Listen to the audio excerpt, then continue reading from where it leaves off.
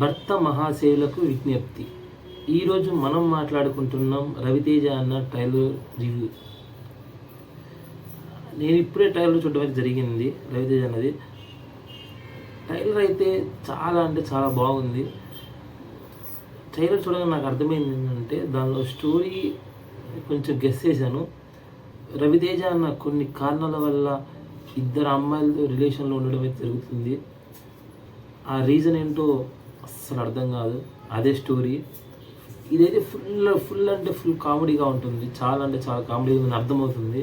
ఈసారి మాస్ జాతర లాగా అంటే ఫైట్స్ సీన్స్ అలాంటి ఆల్మోస్ట్ దీనిలో ఉండకపోవచ్చు. చాలా అంటే చాలా తక్కువ ఉంటుంది. మొత్తం కామెడీ ఉంటుంది. ఫుల్ ఎంటర్టైన్ కమ్ బ్యాక్ అనొచ్చు రవితేజ అన్న. ఈ మూవీతో హిట్ ఖచ్చితంగా కొడాలనుకుంటున్నాను. ఈ సంక్రాంతికి అయితే జనవరి 13 అయితే రిలీజ్ అవుతుంది. ఈ జనవరి మనకి సంక్రాంతికి చాలా మూవీస్ ఉన్నాయి. అటు చూస్తే ప్రభాస్ అన్నది ఉంది, చిరంజీవి గారిది ఉంది, విజయ్ సార్ది ఉంది, ఇంతమంది ఉంది. కానీ బట్ రవితేజ అన్న కాంపిటీషన్లో అయితే రాబోతున్నాడు. చూద్దాం.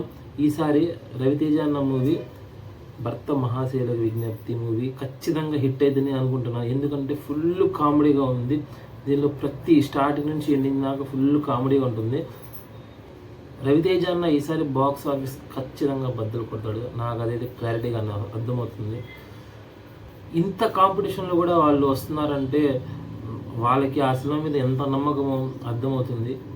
ఈ మూవీ వచ్చేసి రవితేజ అన్నకి ఖచ్చితంగా హిట్ వచ్చిందని ఖచ్చితంగా అనుకుంటున్నాను. ఫైనల్గా వచ్చేసి ఈ మూవీ ట్రైలర్ అయితే అదిరిపోయింది. ఖచ్చితంగా హిట్ అవుతుంది అనుకుంటున్నాను. ప్రతి ఒక్కళ్ళు మూవీ ట్రైలర్ని చూడండి. చాలా అంటే చాలా బాగుంది మూవీ ట్రైలర్. అలాగే జనవరి 13 తారీఖు థియేటర్కి వెళ్ళి సినిమాని కూడా చూడండి. ఖచ్చితంగా ఈ సంక్రాంతి అయితే అదిరిపోయే సినిమాలు ఉన్నాయి. దానిలో భర్త మహాశయులకు విజ్ఞప్తి ఫుల్ కామెడీగా ఉంటుంది. ఎంజాయ్.